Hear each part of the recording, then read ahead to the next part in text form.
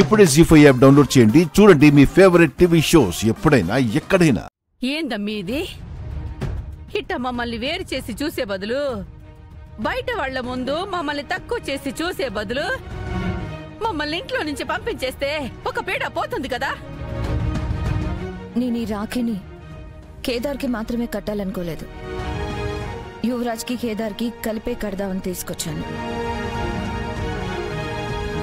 రోజంతా ఎదురు చూసినా యువరాజ్ ఇంటికి రాలేదు. ఎక్కడున్నాడో తెలీదు, ఎప్పుడొస్తాడో తెలీదు. యువరాజ్ కోసం ఒక అక్కగా ఎదురు చూసి చూసి ఎదురు చూపులు మాత్రమే మిగిలైపోయినాయి. అందుకే కంటికి కూడా కనిపించిన తమ్ముడి కోసం కళ్ళ ముందున్న తమ్ముడిని పక్కన పెట్టడం ఇష్టం లేక ఈ రాఖీ కట్టాను. మీరు అబద్ధం చెప్తున్నారు వదినా. అది 3 రోజుల ముందు రాఖీలా లేదు. ఇది ఇవాళ కట్టిన రాఖీలాగే ఉంది. పైగా 3 రోజుల నుంచి కేదార్ చేతికి ఈ రాఖీ ఎవరు కూడా చూడలేదు. మిమ్మల్ని ఎలా నమ్మించాలో కూడా మాకు తెలియట్లేదు నిషి. ఎవరిని ఎవరు నమ్మించాల్సిన అవసరం లేదు జగదాత్రి.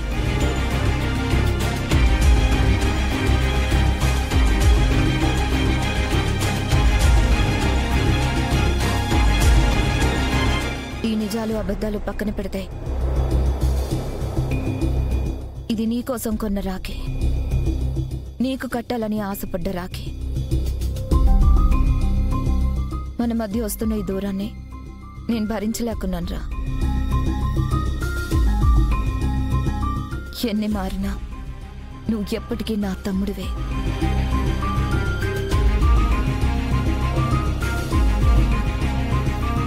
ఏ రోజు కట్టినా దీనికి అర్థం మారదు. నీ మీదున్న ప్రేమ తగ్గదు. చేపట్టు.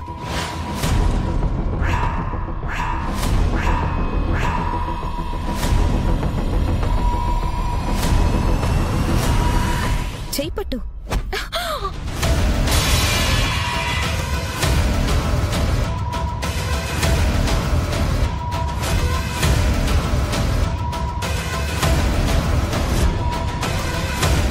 ముస్టోడ్లా కనిపిస్తున్నానక్క నేను. నువ్వే నన్ను ముస్టోడ్ని చేసి భిక్ష వేస్తున్నావా?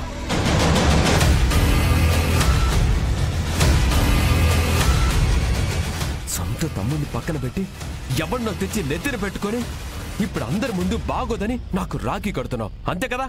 యువరాజ్ వద్దక్క వద్దక్క వద్దక్క.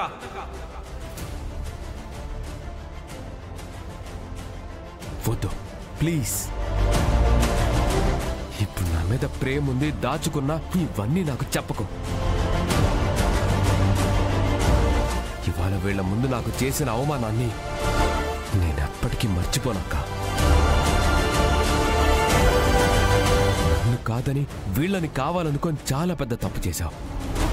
ఆ విషయం నీకు అతి తొందరలో అర్థమవుతుంది.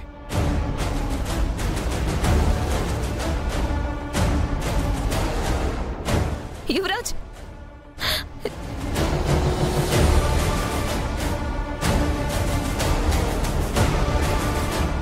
ఒకసారి మన బోర్డ్ ఆఫ్ డైరెక్టర్స్ ని మీటింగ్కి పిలవండి.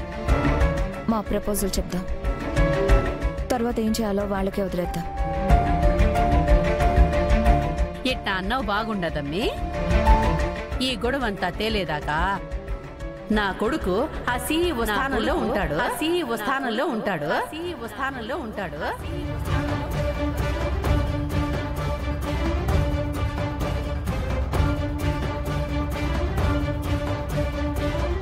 ఏం మాట్లాడుతున్నావే? పిచ్చిగాని పట్టిందా? అత్తే మాట్లాడిన దాంట్లో తప్పే ఉంది మావయ్య గారు. వదిన లేనప్పుడు ఆ చైర్లో ఎవరొకరు కూర్చోవాలి కదా. వాళ్ళు 2 months పోస్ట్ పోన్ చేసినా కూడా కంపెనీకి సీఈఓ అయితే కావాలి కదా. నేను ఇలా 2 నెలలు సీఈఓగా ఉండలేను.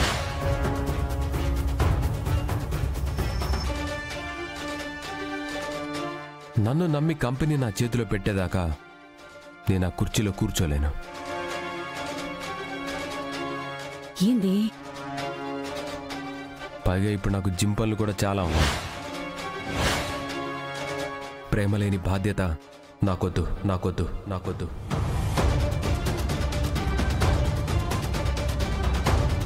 అబ్బా,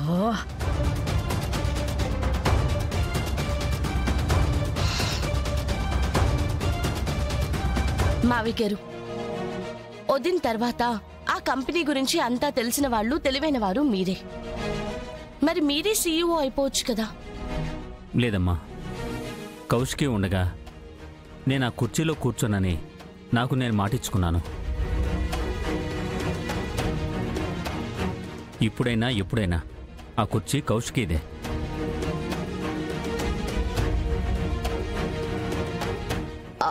సరే మావయ్య, అయితే నేను సీఈఓ అవుతా.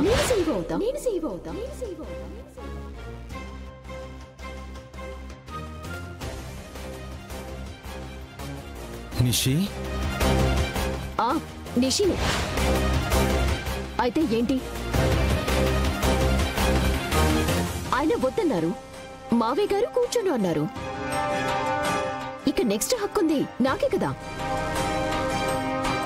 వజ్రపాటి గ్రూప్ ఆఫ్ ఇండస్ట్రీకి సీఈఓ అనేది పదవి మాత్రమే కాదు నిషి, ఒక బాధ్యత. అది వారసత్వంగానో ఇంకెలాగో రాదు, అర్హత ఉంటే మాత్రమే వస్తుంది. వారసత్వాల గురించి, అర్హతల గురించి, అన్యాయాల గురించి నేను మీ దగ్గరే నేర్చుకోవాలి. నిషి, జగదాత్రి చెప్తుంది కూడా నిజమే. నీకు ఆ ప్రెషర్ని హ్యాండిల్ చేసే మెచ్యూరిటీ రాలేదు, కంపెనీని రన్ చేయగల ఎక్స్పీరియన్స్ లేదు. పనిలో పడితే నలుగుతాము, ఇంట్లో కూర్చుంటే ఇలానే ఉంటామని నువ్వే కదా అక్క చెప్తూ ఉంటావు. కాచి, పనిలో పడ్డం అంటే పదవిలో ఉండడం కాదు కాచి. కింద స్థాయి నుంచి పనులు ఎలా జరుగుతున్నాయో తెలుసుకోవడం, ప్రాబ్లమ్స్ని ముందే పసిగట్టి వాటిని అరికట్టడం. ఇలా సీఈఓ అంటే చాలా పనులుంటాయి. అమ్మి, నా పేరు మీదున్న షేర్స్ కాచి, బూచి, యువరాజు, మీ బాబాయి అందరి మీదున్న షేర్స్లు పెట్టుకుని మేం కూడా మీటింగ్ లో కూర్చుని నిషిక పేరునే చెప్తాము.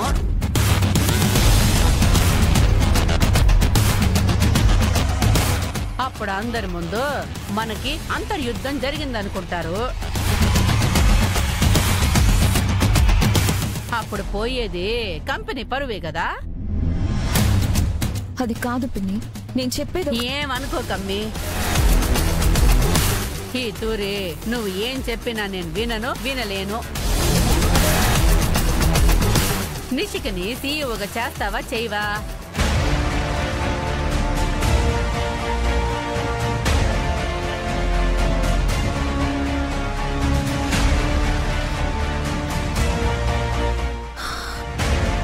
సరే పిన్ని.